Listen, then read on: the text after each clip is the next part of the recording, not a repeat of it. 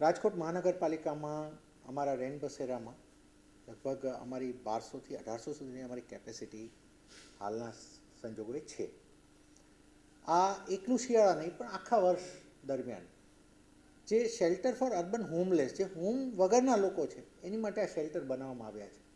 આ શિયાળામાં અમે ઓર ડ્રાઈવ કરી રહ્યા છીએ કે રોડ સાઈડ ખરેખર આ ઠંડીમાં કોઈને સૂવું ના પડવું જોઈએ, અને અમારા તરફથી ત્યાં જમવાથી લઈ તમામ પ્રકારની ખૂબ સારી વ્યવસ્થાઓ એક લેવલ સુધી સારામાં સારી વ્યવસ્થાઓ કરવામાં આવી છે. આપ જો હોસ્પિટલની બાજુમાં જઈને જુઓ તો અમારા રેન બસેરામાં excellent facilities we have been able to ensure, ત્યાં સુધી કે જમવાની પણ સારામાં સારી ત્યાં વ્યવસ્થા સંસ્થાઓ થકી અમે કરાવીએ છીએ.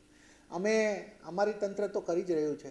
અમે આપના થકી આપને અને નાગરિકોને પણ આપણે અપીલ કરીએ છીએ કે આપના આજુબાજુના વિસ્તારમાં કોઈ પણ વ્યક્તિ રોડ ઉપર સૂતું હોય, જેને અર્બન હોમલેસ હોય, ઘર વિનાનું હોય, ઘર વિહોણું હોય, તો એને રાજકોટ મહાનગરપાલિકાના રેન બસેરામાં એ લોકોનું વ્યવસ્થા થાય એની માટે કોર્પોરેશન પણ તૈયાર છે. આપ પણ અમારી પાસેથી નંબર લઈ શકો છો અને અમને જાણ કરશો તો અમે પણ એની ડ્રાઈવ કરીશું.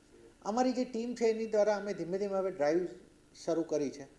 અમારું આયોજન એ રહેશે કે હવે સિટીઝન્સ માટે એક અમારે થોડું રેન બસેરાના નંબર ઇસ્યુ કરવા છે થોડા સમયમાં, કે કોઈ પણ નાગરિક ચાલ્યા જતા હોય ને એને દેખાય કે કોઈ હોમલેસ માણસ રોડ સાઈડ છે તો કોર્પોરેશનના એક નંબર ઉપર ફોન કરી અને એને જાણ કરે, અથવા તો એ પોતે જો પોતાની ગાડીમાં કેમ આપવા માંગતા હોય તો કોર્પોરેશનમાં એક ફોન કરે તો અમે એની જગ્યાને બધું એન્શ્યોર કરી. હવે આ વ્યવસ્થા ટૂંકા ગાળામાં કદાચ આપને આ મળી જશે કે જેથી કરીને હોમલેસ લોકો માટે અમે એડિશનલ વ્યવસ્થા કરી શકીએ. ફરીથી અમારો પ્રયત્ન એ રહેશે કે કોઈ પણ હોમલેસ વ્યક્તિ જે શહેરનો હોય એની માટેનો શેડ અમારો રેન બસેરા હોવો જોઈએ.